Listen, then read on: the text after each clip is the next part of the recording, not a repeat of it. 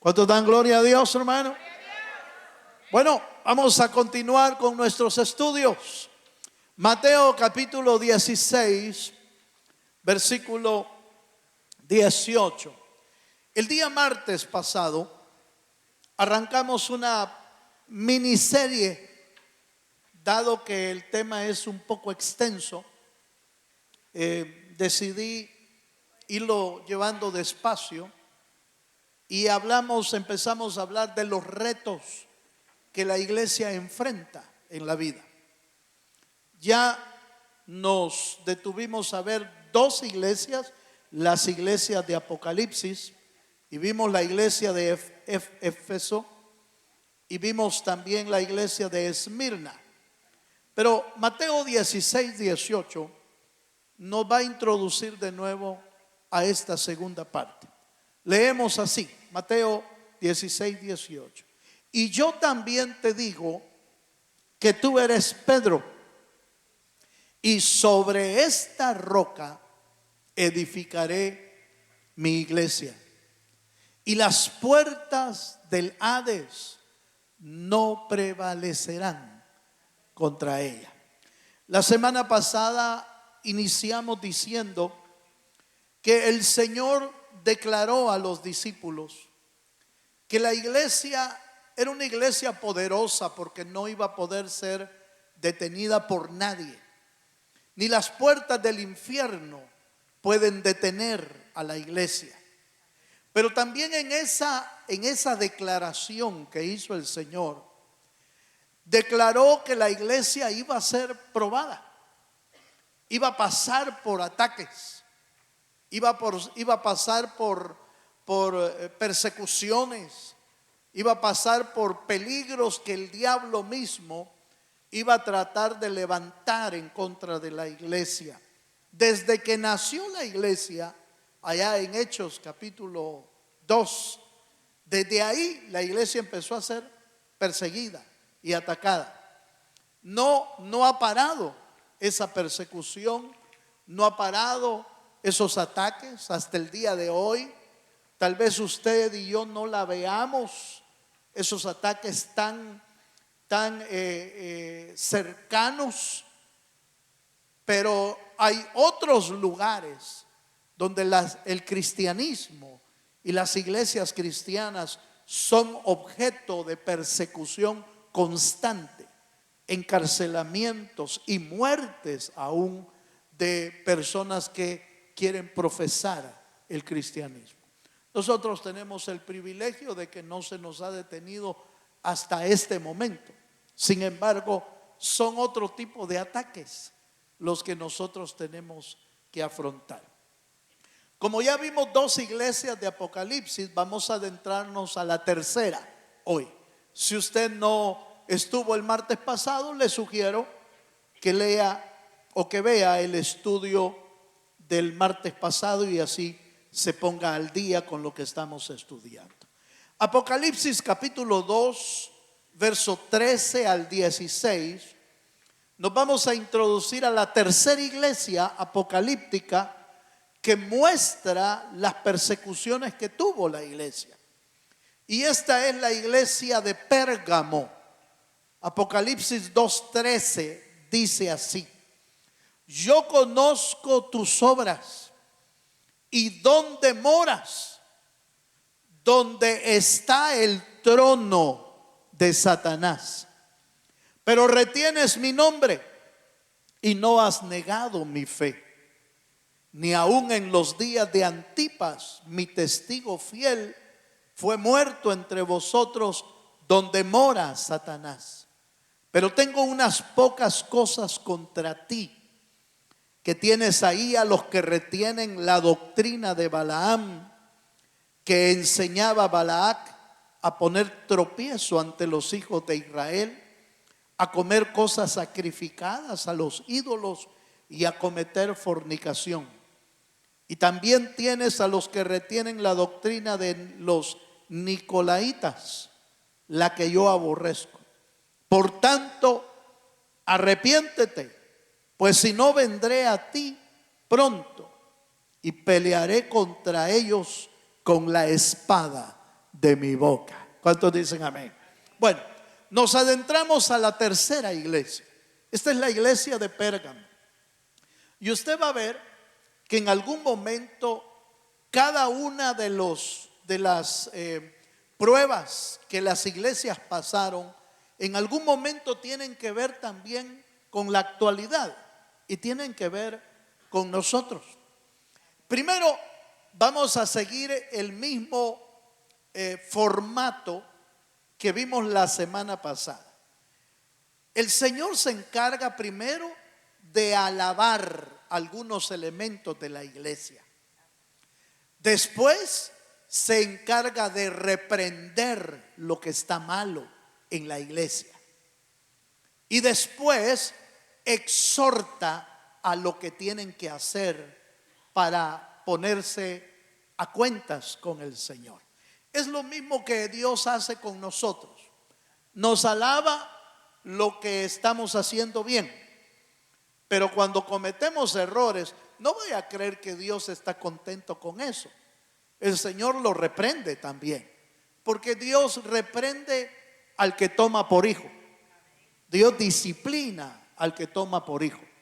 No vaya a creer usted que Dios solo es como algunos han creído, que Dios es solo amor y que nunca regaña a nadie, que nunca disciplina a nadie, que deja que la gente haga lo que quiera. No es así.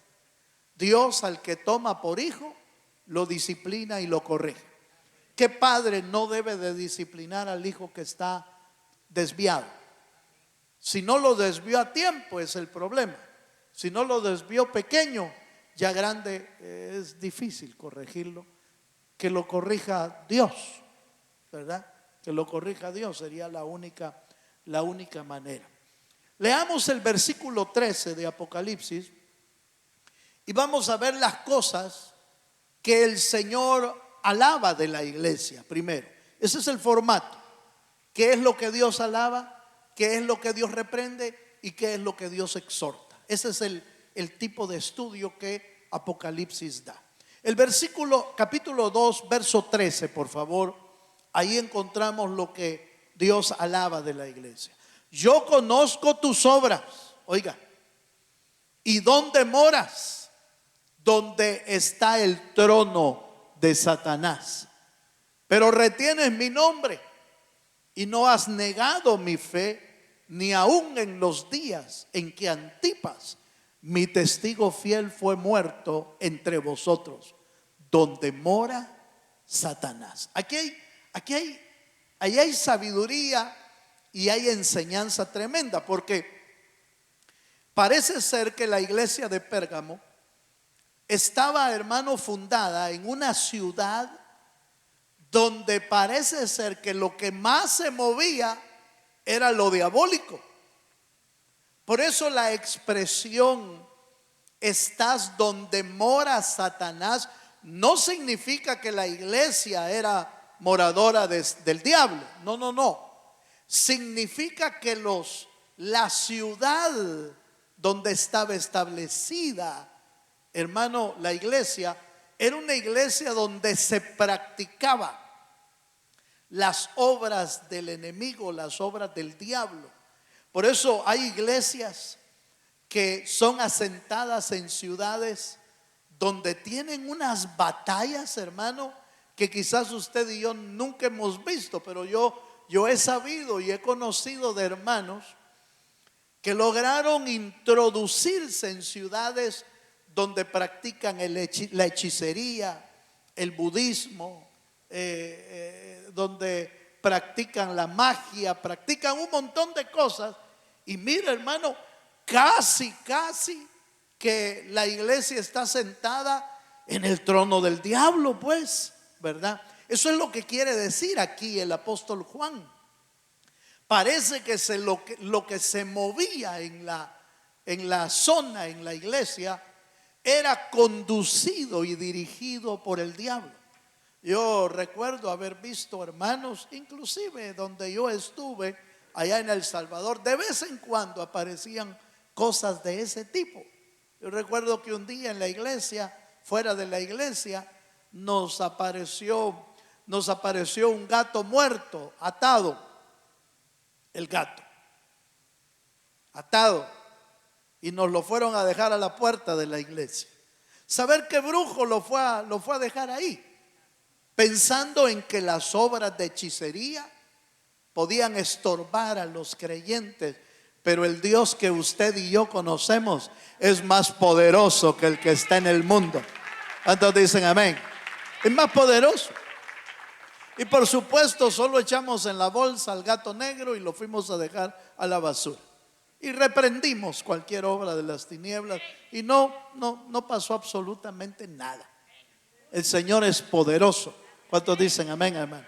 Pero diría yo que si yo vi cosas así, no fueron tantas como otros hermanos en otros lugares donde tenían que enfrentarse casi a diario con ese tipo de cosas. Vi varias cosas, de que gatos negros, que hechizos, que hay que ir a sacar entierros, que hay que ir a sacar a la muerte del cuarto donde lo tienen. Esas cosas las vi. Pero otros, hermano, a otros casi los sacaba el diablo caminando. Era una cosa terrible. Entonces, la iglesia de Pérgamo era una iglesia que estaba resistiendo. Eso es lo que quiere decir el Señor. Estás donde mora Satanás, pero tienes fe. Le dice, tienes fe. No has negado mi nombre. O sea, de alguna manera la iglesia se había mantenido firme.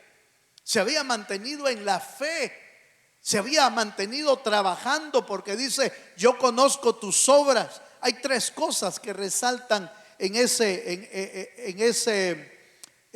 alabar del Señor. Yo conozco tus obras, has mantenido mi nombre y has tenido fe.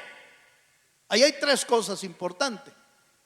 Y todo eso en un ambiente, hermano, donde el diablo casi estaba viviendo ahí.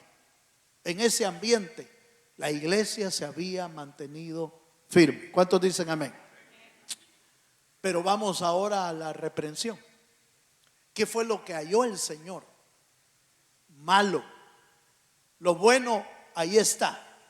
Pero lo malo también nos enseña que hasta en las mejores familias, aleluya, hasta en las mejores iglesias, que pueden tener buenas cosas, pero que de repente el diablo logra infiltrar cosas que pueden dañar la iglesia. De eso se trata, de ver qué es lo que de qué cosas tenemos que enfrentar para descubrirlas y entonces echarlas fuera de la casa del Señor. Amén, hermano. Mire lo que le reprendió. Vamos al verso 14 y 15. Aquí está la reprensión. Estoy en Apocalipsis 2, verso 14 y 15, por favor. Dice, pero tengo unas pocas cosas. Ay, es cuando el Señor dice unas pocas cosas, hermano. Hay que ponerle mucha atención. Bastante.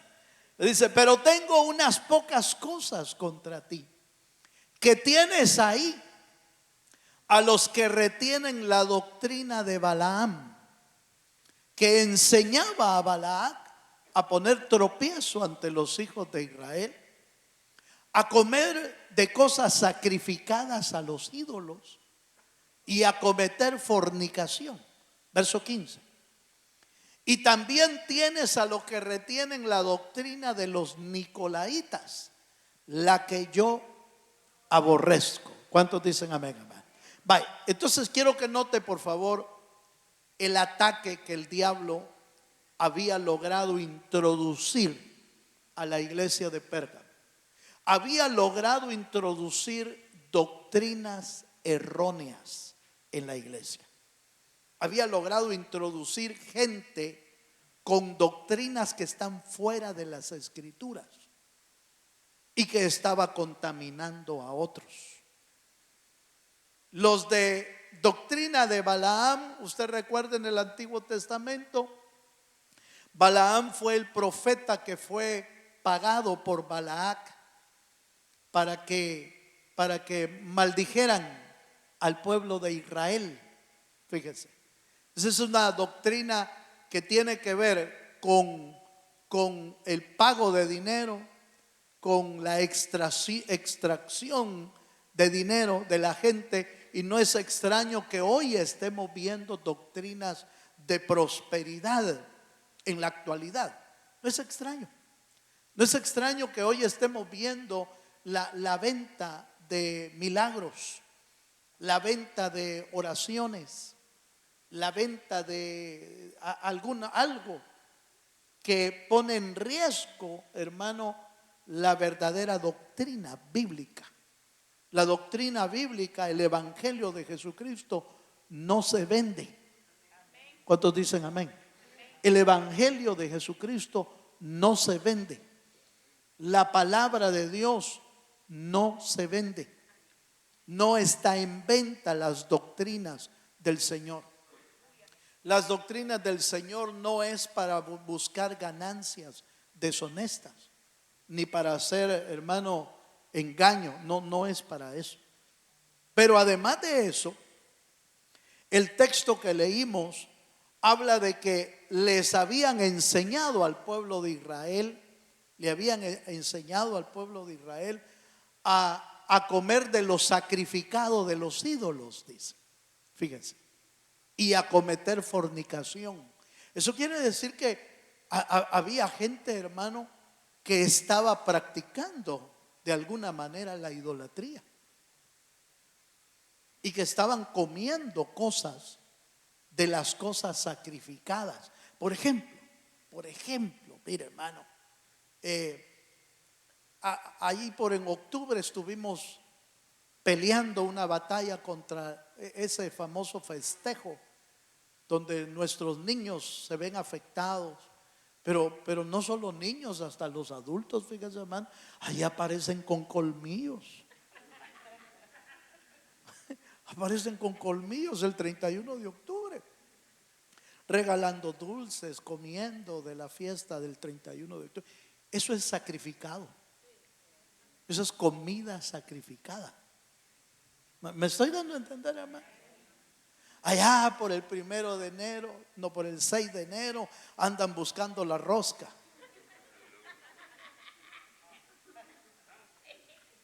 Míreme para acá, por favor.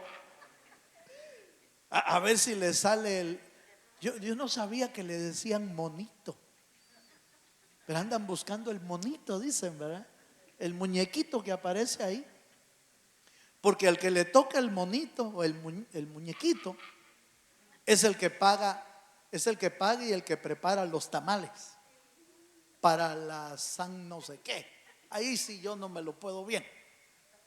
Pero hay gente que todavía practica eso. Está practicando.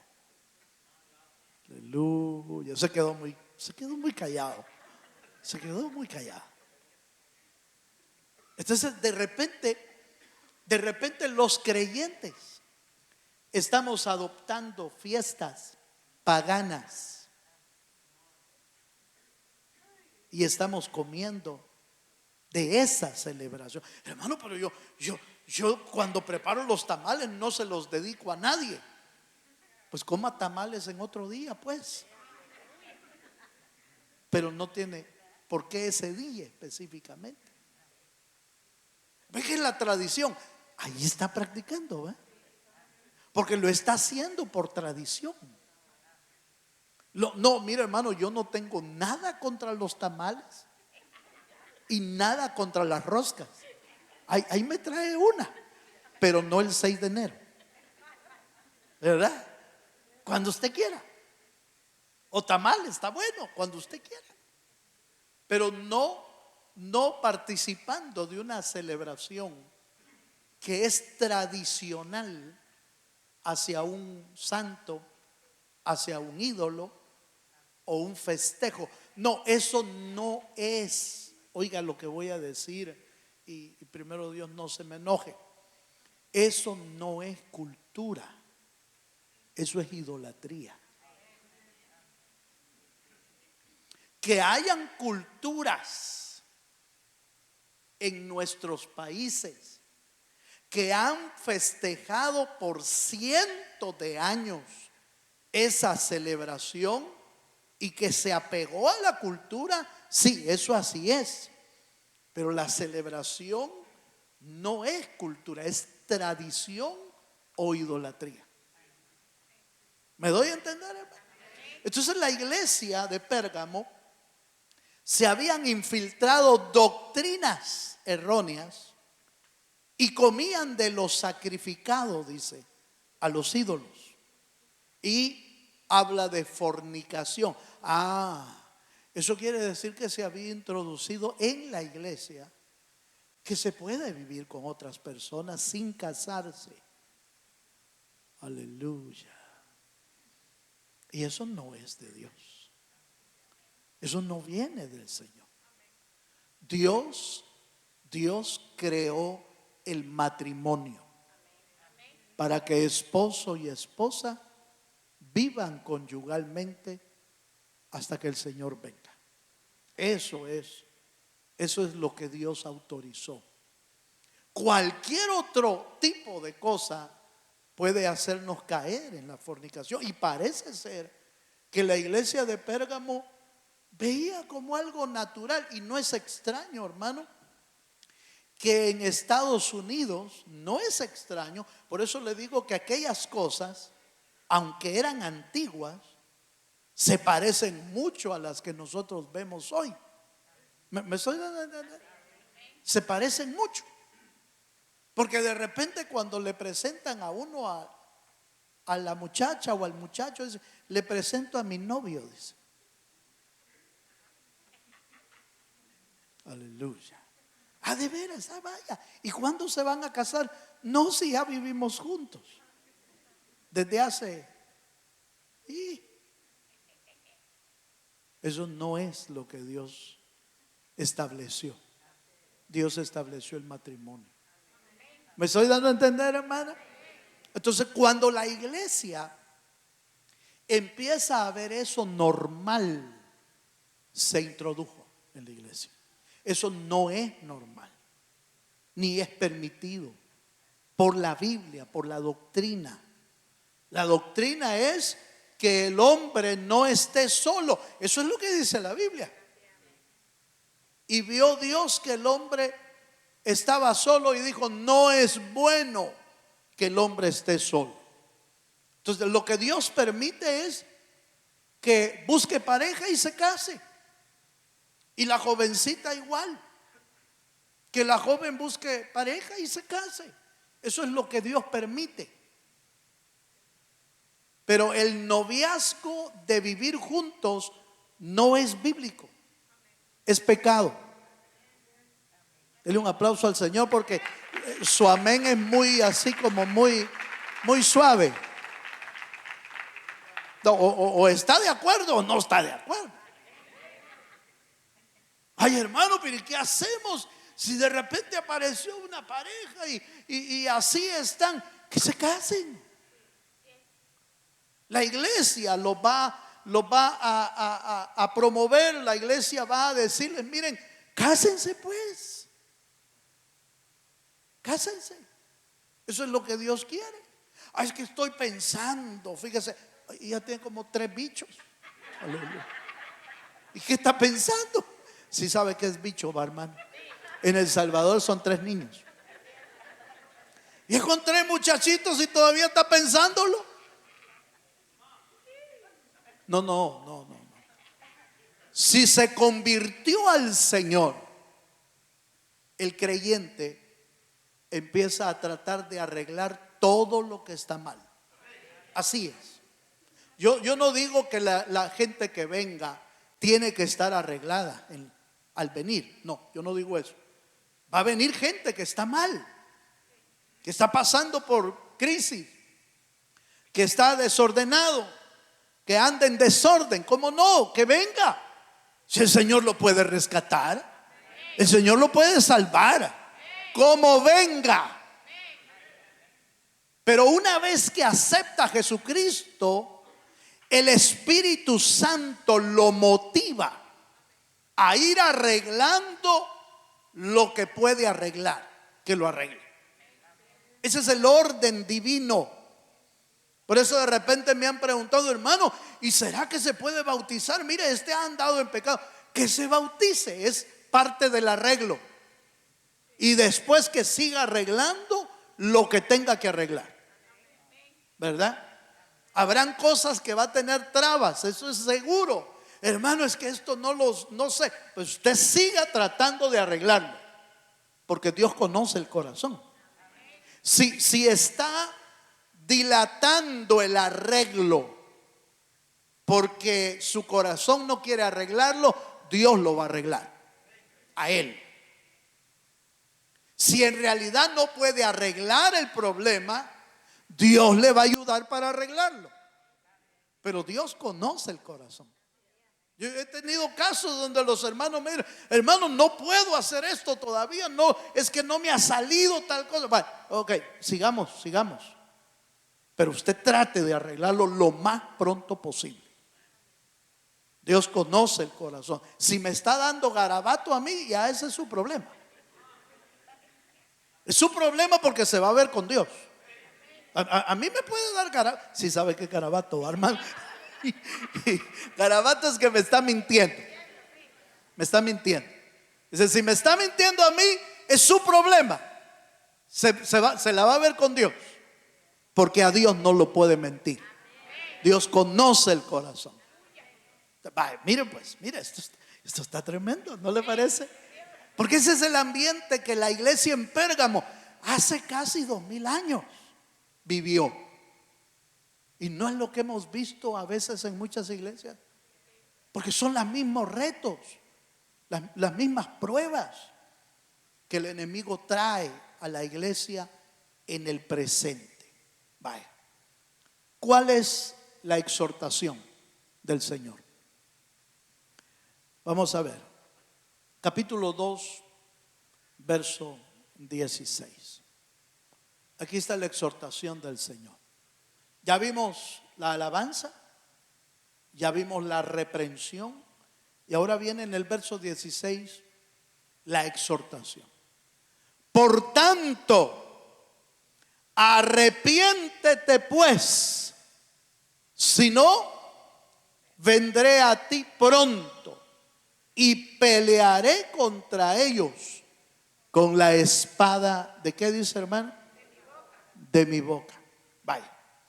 Esta exhortación es un poquito interesante, porque la exhortación lleva dos partes: el arrepentimiento, y después habla de que va a pelear el Señor contra ellos con la espada de su boca. ¿Usted sabe cuál es la espada de la boca del Señor, hermano?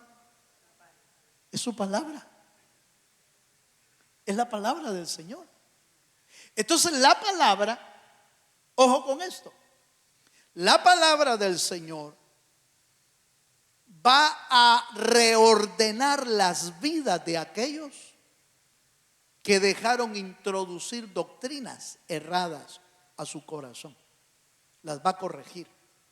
Pero los que no quieren corregirse, entonces la palabra de Dios también es una sentencia contra ellos, contra los que no quieren. Porque la palabra de Dios, ¿se acuerda que es viva y eficaz? Y como espada de dos filos. Esa espada que trae vida al que quiere corregirse, también es una espada que destruye al que no quiere corregirse. Es una espada de dos filos. La palabra trae vida, pero puede sentenciar también.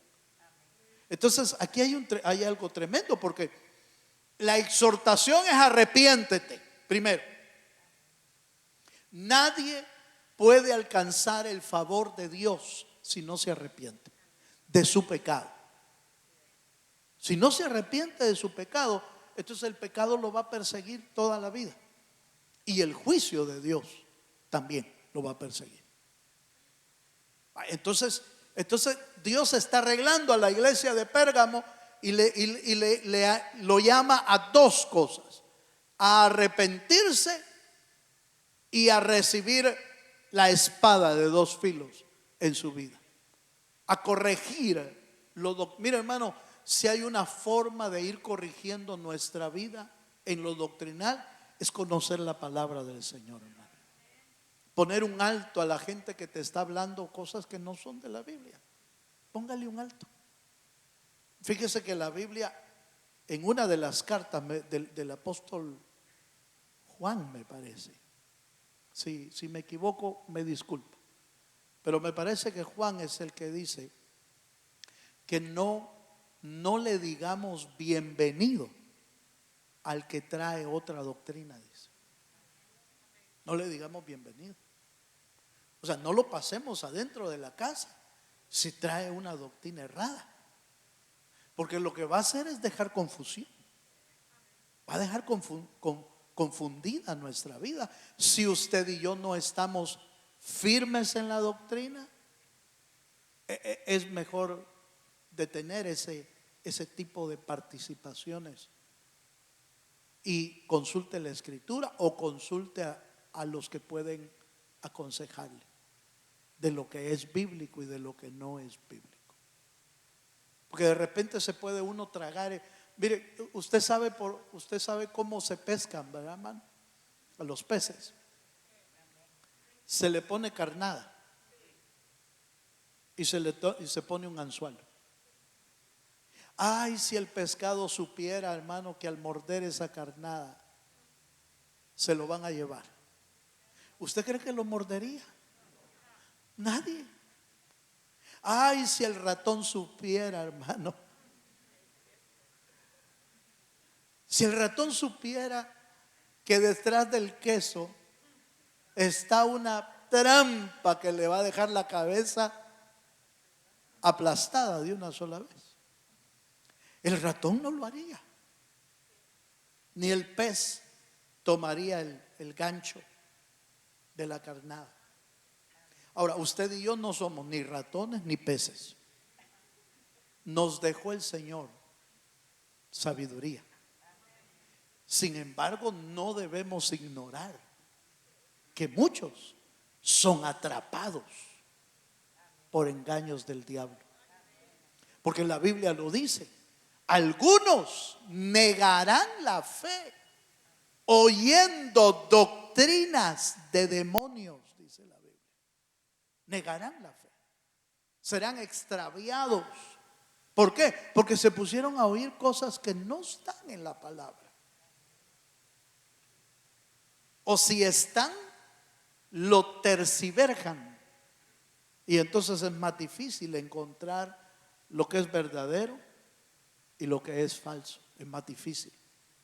Solo el que se ejercita en la palabra empieza a descubrir lo que es falso y lo que es verdadero. A eso se le llama discernimiento. Discernimiento de espíritu. Poder discernir los espíritus, pero también poder discernir la palabra que uno está oyendo. Amén, hermanos. ¿Cuántos queremos aprender a discernir? Vaya, sigamos. Segunda de Tesalonicenses 2, 10 al 11. Aquí hay algunos consejos de este punto de la iglesia de Pérgamo. Dice segunda de Tesalonicenses 2, 10 al 11. Hablando de los tiempos finales, mire, y con todo engaño de iniquidad para los que se pierden. Oiga esta parte. Por cuanto no recibieron el amor de la verdad para ser salvos. Por esto Dios les envía, entiéndase por favor. Por eso Dios permite un poder engañoso para que crean la mentira. Dios permite que el engañador venga. ¿Pero para qué? Para atrapar a los que no quieren nada con el Señor. A los suyos Él los guarda. A los suyos Él los protege. A los suyos Dios los alerta. A los suyos Dios los prepara. Pero a los que no quieren nada con el Señor, entonces Dios deja que el engañador se acerque. Porque como no quisieron amar la verdad, entonces que crean la mentira. Eso es tremendo, hermano. No sé si usted lo ve, pero eso es tremendo. Dios permite que el engañador engañe a los que se resisten a creer la verdad. Por eso a los que no aman la verdad, dice. Entonces, ¿qué es lo que tenemos que hacer nosotros, hermano? Ser gente que ama la verdad. Que ama la verdad de Dios, aunque duela la verdad. Aunque la verdad nos parta en dos, pero nos va a dar vida. Aunque la verdad nos ponga, hermano, aunque la verdad nos ponga en aprietos, aunque la verdad, hermano, te parta la vida, pero mejor que te parta la palabra de vida y no la sentencia. Porque todo lo que parte, por eso es la espada del Señor, porque todo lo que parte, hermano, lo malo de lo bueno, eso trae vida. Por eso es que la Biblia dice: la espada de Jehová es espada de dos filos, que penetra hasta partir, dice, ¿verdad? Hasta partir.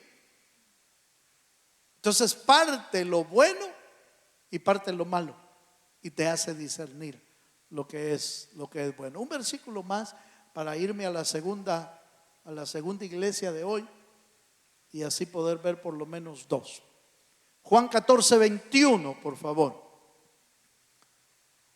Juan capítulo 14:21 dice: el que tiene mis mandamientos y los guarda, ese es el que me ama. Y el que me ama será amado por mi Padre, y yo le amaré y me manifestaré a él. ¿A quiénes son los que Dios ama? A los que le aman y a los que aman su palabra. Entonces, de esos son los que debemos ser nosotros, hermano. No es que seamos perfectos, no, nos está perfeccionando el Señor a través de la palabra y a través de su Espíritu. Él nos está perfeccionando. Mientras más conocemos de la palabra de Dios, la entendemos y la empezamos a practicar, menos riesgo corremos. No que no corramos riesgos, pero corremos menos riesgos. Mire, hermano, engañar a alguien que sabe no es fácil, hermano. No es fácil. Porque conoce la verdad. Por eso la Biblia dice allá en Efesios capítulo 4, dice: para que ya no seamos niños fluctuantes, llevados por doquiera, que por estratagema del error son desviados de la verdad. Entonces, para conocer la mentira hay que conocer la verdad. Para conocer la mentira hay que conocer lo verdadero. Mientras más conozca lo verdadero, menos riesgo va a tener usted. Amén, amados. Vamos a la segunda iglesia de hoy. Vamos un poquito más. Apocalipsis 2:20. Ya vimos la iglesia de Pérgamo. ¿Se da cuenta que la iglesia de Pérgamo tiene cosas que se dan hoy en día? Se dan hoy en día. Mire lo que dice la Apocalipsis 2:20, habla de la iglesia de Tiatira. Usted lo puede ver en las escrituras. Apocalipsis 2:20 dice: pero tengo unas pocas, si me pones del 19 para ver lo que Dios alaba, y en el 20 lo que está mal. Verso 19 dice: yo conozco tus obras y amor, fe, servicio, paciencia, y que tus obras postreras son más que las primeras.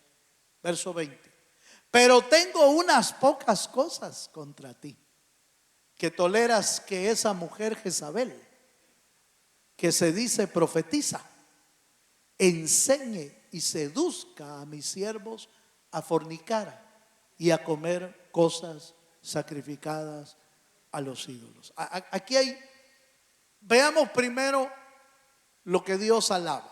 Allí en el verso 19 habla de amor, habla de fe, habla de servicio, habla de paciencia, habla de buenas obras. Mire, hermano, es una iglesia bonita, la iglesia de Tiatira. Bonita. ¿Dónde encuentra uno una iglesia así? Mira, ahí hay amor, ahí hay fe. Uno dice, qué bueno, encontré el cielo, dice uno, ¿va?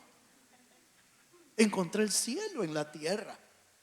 Sí, pero es que el problema es que aunque parece que todo se ve bien, de repente el diablo, hermano, infiltra algo. Y si no se logra descubrir a tiempo, puede empezar a dañar. Que aparezca alguien con problemas no es la situación, sino detectarlo a tiempo para que no estorbe la iglesia, para que no estorbe a las almas que están dentro de la iglesia. Entonces, esta iglesia es alabada por Dios porque tenía amor, tenía fe, tenía servicio, tenía paciencia, tenía obras buenas, hermano, buenas obras. Pero el Señor saca algo que tiene adentro y que había alborotado la iglesia. En el verso 20 dice: pero tengo algunas cosas contra ti, que toleras a esa mujer que se dice ser profetiza. Dejemos hasta ahí primero. ¿La profecía es mala, hermano? De ninguna manera. ¿La profecía viene de Dios? Sí. ¿Es un don de Dios? Sí. ¿Hay profetas en la Biblia? Sí. ¿Hay gente con don profético? Sí. El problema no es el don profético, el ministerio profético, no es el problema. El problema es la gente que usa la profecía para sus propios intereses o para dañar gente. Ahí es donde está el problema. Allí es donde uno tiene que descubrir que lo que le están diciendo a uno viene de Dios o no viene de Dios. Por eso en 1 Corintios capítulo 12, usted lo puede buscar, 1 Corintios 12 y 13, el apóstol Pablo da reglas de cómo debe de manifestarse los dones. Y en esos capítulos dice que cuando hay alguien en la iglesia que profetice, dice que profetice en turnos, por turnos, 2 y a lo más 3 y por turnos, dice. Eso quiere decir que no es correcto que 2 profecías se levanten en el mismo momento. No es correcto, porque no se le va a entender a nadie. Entonces lo que debe de hacerse es que uno de los que quiere hablar se detenga y espere que el otro termine para poder dar yo la otra profecía. ¿Me doy a entender, hermano? Ese es el orden. Ese es un orden. Pero la mala enseñanza es que, pero es que el Espíritu me agarró y yo tenía que decirlo. Eso no es cierto. Por el que el Espíritu no violenta la voluntad del creyente. El creyente debe de tener siempre el control o el dominio de su vida. El Espíritu Santo no lo va a agarrar y va a hacer que usted haga cosas que usted no quiere. No es así. El profeta o los que tienen don de profeta tienen dominio propio. Y por eso es que a veces encontramos profetas con don profético que dicen, hermano, fíjese que yo quería dar una palabra y no la di. ¿Por qué? Porque tienen dominio. Pueden pararlo. ¿Sí? Vaya. Entonces, ahí tenemos algo importante. Pero dice también, Corintios, dice que cuando alguien se levanta en profecía, dice que sea en turnos, 2, a lo más 3 y por turnos. Y dice, cuando alguien levanta una profecía, los demás callen, dice. Oiga, los demás callen y juzguen la profecía. Ahí nos da otro elemento importante. Callar para que podamos oír todos y juzgar. Juzgar ahí no es juzgar al hermano,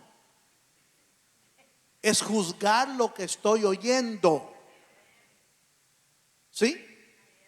Si a usted le gusta juzgar a la gente, entonces nadie va a pasar la plana con usted. No sé, ese yo lo conozco. Ay, no, el peor ese que está hablando. No juzgue a nadie. Porque Dios puede usar a quien Él quiera. A quien Él quiera puede usar. Alguien que tenga un don profético o profetice, no quiere decir que es perfecto. Solo que tiene el don, nada más. Aunque haya cosas en su vida que tenga que arreglar, pero solo tiene el don. Entonces, juzgar lo que uno oye es juzgarlo a la luz de la palabra.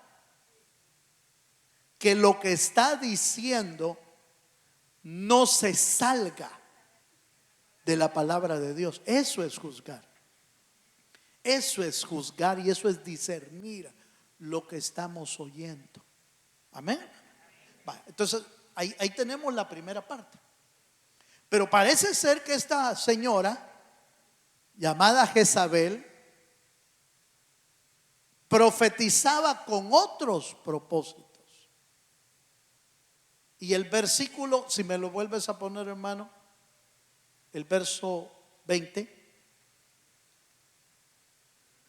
Entonces pareciera, dice que se dice profetiza, se dice, por favor note, se dice. No es que Dios la hubiera levantado como profetisa. No es que Dios le hubiera dado el don. Ella se decía que era profetisa. Eso quiere decir que ella se había autoproclamado o autonombrado que ella era profetisa. Pero lo tremendo es que dice que se dice profetiza, enseñe. Eso quiere decir que ya había llegado a niveles donde enseñaba ella. Y enseñaba y seducía a los siervos a fornicar o a comer cosas sacrificadas de los ídolos. ¿Se da cuenta que estas dos estaban arriba? Estaban allá arriba en la iglesia de Pérgamo, los dos últimos elementos. Pero ahora vemos con más claridad quién lo hacía. Algunos teólogos, es tremendo porque algunos teólogos creen que o la Jezabel que aparece aquí era esposa de ancianos o inclusive esposa del pastor, que permitían eso. Por eso en algunas iglesias, esto es tremendo, hermano, lo que estoy hablando, lo veo yo bien así como, es tremendo porque en algunas iglesias las esposas del pastor toman el rol completo de las iglesias. Ellas toman el rol y la esposa del pastor no es, voy a ser cuidadoso en decir esto porque a veces lo desconocemos. La esposa del pastor no es la pastora. La esposa del pastor es la esposa del pastor. El pastor es el ministro que Dios ha llamado. En la Biblia no encontramos pastoras, no las encontramos. Encontramos pastores con esposas que hacen un rol y que trabajan en la iglesia. Claro que sí, claro. Pues recuerda usted que las esposas son ayuda idónea, que sirven de ayuda idónea al ministro, al esposo y al ministerio, pero que no son las pastoras. Es el ministro, el pastor. Igual los ancianos o los líderes. Los ancianos son el anciano, no es la anciana, ¿va? Aunque la Biblia habla de ancianas, usted puede encontrar en la Biblia que aparecen las ancianas. Pero si usted es detenido en estudiar la palabra, dice que la función de las ancianas es enseñar a las más jóvenes a que amen a sus maridos, que atiendan bien su casa, que enseñen a sus hijos a caminar en rectitud. No, las ancianas no son las que enseñan a la iglesia. Las ancianas enseñan a las jovencitas, ¿sí? Los ancianos no. Los ancianos sí tienen calibre ministerial y enseñan dentro de la iglesia del Señor, a la iglesia. ¿Me estoy dando a entender? Le estoy dando un montón en un ratito, hermano. Yo sé que le estoy dando bastante, pero quizás sea necesario ordenar las cosas con la palabra. Con la palabra. Entonces parece ser que esta Jezabel se había tomado atribuciones que no le corresponden a una mujer dentro de la iglesia. Por favor, quiero que tomen muy en cuenta esto, porque nosotros creemos como misión y por la palabra, creemos que el papel y el rol de una mujer en la iglesia es importantísimo, que pueden servir en muchos aspectos de la iglesia, y de hecho mucho el Señor las usa para crecimiento, para expansión, para evangelismo. Las puede usar de una manera sorprendente y sobrenatural. Casi siempre donde el apóstol Pablo abrió obras era porque las esposas o las mujeres abrían su casa para expandir el reino de Dios. Pero no le estoy dando a una mujer el calibre de pastor, porque no lo dice la Biblia. Si usted encuentra en la Biblia que la mujer puede ser pastora, ahí me enseña el texto, porque no lo dice. Dice, hermano, pero en el Antiguo Testamento, Débora. Antiguo Testamento. Para que algo sea doctrina, tiene que estar en el Antiguo Testamento y tiene que estar confirmado en el Nuevo Testamento. Eso es doctrina. Pero usted no encuentra en el Nuevo Testamento, no encuentra ninguna vez que haya Dios puesto pastoras en la iglesia. Ni una sola vez. La Biblia dice que ya no hay, me dijo alguien, la Biblia dice que ya no hay ni varón ni mujer. Así que los dos pueden ser ministros. Ese no es el contexto del versículo. El contexto es que para ser salvos no se necesita ser hombre o mujer. La salvación es para todos. Ese es el contexto del versículo. Entonces cometemos error si agarramos un versículo, lo sacamos del texto y del contexto y lo usamos para pretexto. Cometemos un error. Por eso necesitamos estudiar la palabra del Señor. Bueno, yo voy a terminar porque ya me mandé, ¿verdad? Pero creo que vale la pena mencionarlo.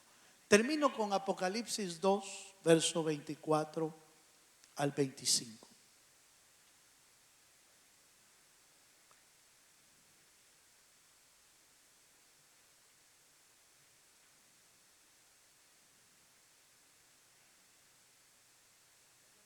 ¿Lo tiene? Pero a vosotros, a los demás que están en Tiatira y a cuantos no tienen esta doctrina y no ha conocido los que ellos llaman las profundidades de Satanás, yo os digo, no os impondré otra carga. Verso 25. Pero lo que tenéis, retenedlo hasta que yo venga. Verso, hasta ahí dejémoslo. Lo que tenéis, retenedlo. ¿Se acuerda que dijimos todas las cosas que tenían buenas? Vale. Entonces lo que tenían que hacer era desechar lo que está malo. Eso es lo normal del creyente. Dios nos llama a que mantengamos lo bueno firme y a lo que está malo, dejémoslo afuera, hermano. Dejémoslo afuera. Por supuesto que yo alabo y bendigo al Señor, hermano, porque siempre Dios ha usado a las mujeres para expandir el reino de los cielos. Por eso la mujer debe de sentirse honrada porque Dios la usa. Sí. Pablo tenía colaboradoras. El Señor Jesús tenía mujeres que le servían, que le seguían y que le servían, dice. O sea, las mujeres siempre han tenido un rol importante y son en la iglesia de bendición. Como en el hogar, las esposas en el matrimonio son de bendición porque está escrito. La Biblia dice que el que halló esposa, ¿halló qué dice, hermano? El bien de Jehová, la benevolencia de Jehová. Entonces, que en la iglesia hayan mujeres es una bendición para la iglesia. Pero no se le puede dar un rol que Dios no le ha dado. Ese es el único detalle, nada más. Pero debemos respetarlas, debemos animarlas, debemos impulsarlas para que sigan siendo de bendición y de trabajo en la iglesia, pero sin darle un rol, ojo con lo que voy a decir, un rol que las puede matar. Porque cuando una mujer o una esposa se pone encima el rol de pastor, va a llevar la carga que no puede llevar. Y por esto hasta su carácter cambia. Hasta el carácter de ellas cambian. ¿Por qué? Porque les pusieron un rol que no les corresponde. Como cuando la esposa lleva los pantalones, aleluya, en la casa. Está llevando una carga que no debería de llevarla. Hermano, pero y las madres solteras y las esposas, no, esa es otra cosa. Yo no estoy diciendo de eso. Tiene que salir adelante, sí. Pero tiene que ser ayudada por el Señor, sí. Y le tocó, a mi mamá le tocó, le contaba a mi esposa, a mi mamá le tocó criar 6 hijos varones. ¿Usted se imagina cómo le tocó? Con nosotros los 6. Sí, no, si había ratos que tenía ella que explotar y que tenía que tomar un carácter fuerte, sí, de necesidad. Pero eso hizo que se enfermara más. Eso hizo que su carácter se deformara. La madre dulce que Dios creó se tuvo que deformar para poder criar varones. Se tuvo que deformar. Pero no era lo que Dios quería. Por eso a la esposa o a las mujeres le llama la Biblia el vaso frágil. No es para que sean duras, no fueron creadas para eso. No fueron creadas para decirle, aquí, venite, sentate, levantate. No fueron creadas para eso. Fueron creadas para que fueran dulces. Para eso fueron creadas. Pero se deforman cuando tienen que tomar un rol que no les corresponde. ¿Usted se imagina una esposa de un anciano o la esposa del pastor que le diga, que ella lleva la batuta y le diga a la esposa, usted tiene que sujetarse al esposo? Y le va a decir, ¿y usted?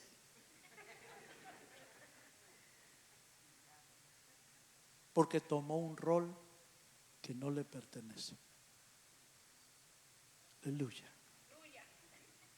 Tengo que terminar, fíjese, hermano. Tengo que terminar. Vamos a poner, y de oración va. Póngase de pie. Mejor me termino ya. Porque si no, ya no vamos a orar. Póngase de pie. Me faltan 3 iglesias. El otro martes. Me faltan 3. Que el Señor nos ayude a ser edificados por su palabra. Vamos a hacer una oración conjunta de todos los hermanos que están pidiendo oración. Padre, en el nombre de Jesús, gracias, Señor, por este tiempo que nos permites adorarte y bendecirte. Queremos presentar, Señor, delante de ti todas las necesidades de tu pueblo. Aquellas necesidades que están haciendo llorar, afligirse, preocuparse a tu pueblo, Señor. Tú las conoces una por una. Conoces el nombre de los que estamos necesitados, afligidos, angustiados. Por eso levantamos esta noche nuestra oración pensando y poniendo a toda tu iglesia, Señor, bajo las alas del Altísimo, para que tú bendigas, para que tú llenes, para que tú, Señor, traigas solución a las necesidades de tu pueblo. Aquellos que enviaron sus peticiones de oración, Señor, las levantamos hoy delante de tu trono. Ministra, Señor, conforme tu gracia a tu pueblo santo, a cada familia, a cada hogar, aquellos que por las redes envían su petición. Señor, mira esa petición de tu pueblo, Señor. Hoy declaramos que tú eres un Dios poderoso, porque tu palabra lo dice. Un Dios que no hay nada imposible para ti. Señor, mira la necesidad de tu pueblo. Mira la necesidad de tu iglesia. Pero también, Señor, líbranos de caer en los males que las iglesias han caído por años.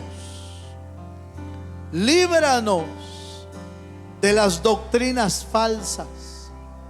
Líbranos, Señor, de la fornicación. Líbranos de la idolatría. Líbranos de comer de lo sacrificado. Líbranos de la falsa profecía. Líbranos de las personas que quieren hacer mal para tu pueblo, Señor. Líbranos en el nombre de Jesús. Oramos para que tú traigas el bien a la casa de Jehová. Oramos para que tú traigas bienestar a las familias de la iglesia, para que tú traigas paz, tú traigas bendición y vida eterna, Señor, a los hijos de nuestros hijos. Señor, bendícelos, bendice nuestros hogares, nuestras familias, a nuestras esposas, Señor, bendícelas, bendice a nuestros hijos y todo lo que nos rodea y los ambientes diabólicos, Señor, que quieren destruir a tu iglesia. Señor, la reprendemos en el nombre de Jesús y nos ponemos bajo tus alas y bajo tus cuidados, Señor, en el nombre poderoso de Jesús. A ti la gloria, a ti la honra, por los siglos de los siglos. Amén y amén. Dele un fuerte aplauso al Señor.